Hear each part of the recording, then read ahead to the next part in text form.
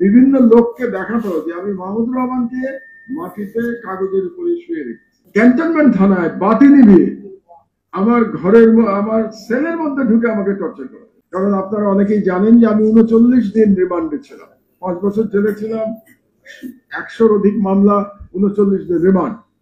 তো সেই রিমান্ডে থাকা অবস্থায় বেশিরভাগ সময়টা আমি ডিবিতে ছিলাম। একটা আপনার মনে রাখতে হবে যে ওই সময় কিন্তু চেইন অফ কমান্ডও ভেঙে দেওয়া হয়েছিল। পুলিশে কোনো চেইন অফ কমান্ড বলতে কিছু ছিল না, কয়েকজন ব্যক্তি এবং ডাইরেক্টলি শেখ হাসিনা নিজে অনেক ক্ষেত্রে পুলিশ চালাতেন। তো অপূর্ব হাসান আমাকে রিমান্ডে, আমি কাগজ পেতে শুয়ে থাকতাম, বুঝতেই পারেন রিমান্ডে যে গারদে রাখা হতো সেখানে খবরের কাগজের উপরে আমি শুয়ে থাকতাম এবং সিসিটিভি ছিল। তো অপূর্ব হাসান ওই সিসিটিভিতে বিভিন্ন লোককে দেখাতো যে আমি মাহমুদুর রহমানকে মাটিতে কাগজের উপরে শুয়ে রেখেছি ক্রেডিট নেওয়ার জন্য। সেই কনস্টেবলরা আমাকে বলতো এই প্রধানমন্ত্রীকে তো আমরা রেখেছি, মানে একজন পুলিশের কনস্টেবল আমাকে বলতো যে এই প্রধানমন্ত্রীকে আমরা রেখেছি।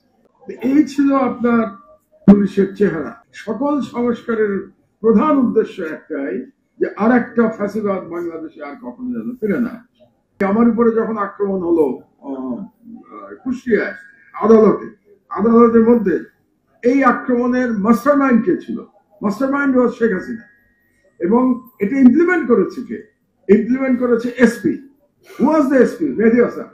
মেহেদী Hasan was the SP of Kushtia এবং মেহেদী হাসানকে নির্দেশ দিয়েছে শেখ হাসিনা আমার মতো লোককে, আমার এক্সাম্পল দেখি, আমার এই বয়সে ক্যান্টনমেন্ট থানায় বাতি নিভিয়ে আমার আমার সেলের মধ্যে ঢুকে আমাকে টর্চার করা হয়েছে।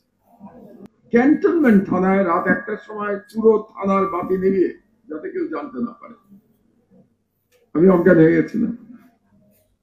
I survived. This is the police.